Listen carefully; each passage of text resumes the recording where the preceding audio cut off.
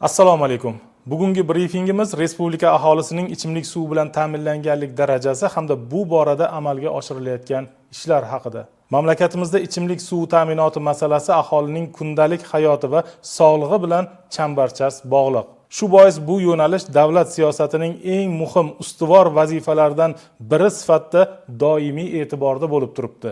So'nggi yillarda suv ta'minoti infratuzilmasini modernizatsiya qilish, mavjud imkoniyatlarni kengaytirish va olis hududlarni markazlashgan tarmoqqa ulash borasida izchil ishlar amalga oshirilmoqda. Ayni paytda mamlakatimiz aholisining 81,5% markazlashgan ichimlik suvi bilan ta'minlangan. Ichimlik suvi ta'minotini yaxshilash uchun joriy yilda respublika byudjeti hisobidan 1,8 trillion so'm, shuningdek xorijiy moliya institutlaridan 453,5 million dollar jalb qilingan.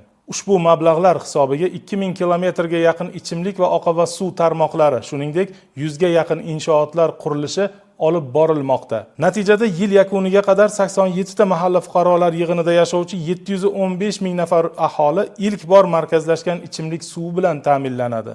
Shulardan 38 tasi olis hududlarda joylashgan mahallalardir. Ma'lumot o'rnida hozirgi vaqtda respublika bo'yicha jami 9445 ta mahalla mavjud. Ularning 5566 tasi to'liq, 3300 tasi qisman ichimlik suvi bilan ta'minlangan bo'lsa, 579 ta mahalla markazlashgan suv tizimiga ulanmagan.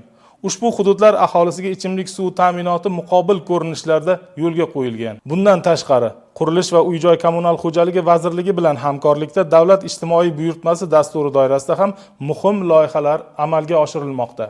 Xususan 2025-yilda davlat buyurtmasi dasturi doirasida 42,6 milliard so'm mablag' ajratilib, 9 ta mahallada ichimlik suv tarmoqlari va inshootlari qurilishi rejalashtirilgan. Ushbu loyihalar doirasida Qoraqalpog'iston Respublikasi Qashqadaryo va Samarqand viloyatlarida 2 tadan, Andijon, Namangan va Surxondaryo viloyatlarida 1 tadan mahallalar qamrab olinadi. Umuman olganda, mazkur ishlar doirasida 231,1 kilometr ichimlik suv tarmoqlari tortilishi va 14 ta yangi suv inshooti barpo etilishi ko'zda tutilgan. Natijada yil yakuniga qadar 40,500 nafar aholi ilk bor markazlashgan ichimlik suvi bilan ta'minlanadi. Xulosa qilib aytganda, ichimlik suvi ta'minotini kengaytirishga qaratilgan izchil chora-tadbirlar natijasida 100 minglab aholining hayot sifati yaxshilanadi. Eng muhimi, uzoq hududlarda istiqomat qiluvchi fuqarolarning qulay yashash muhiti yaratilib borilmoqda.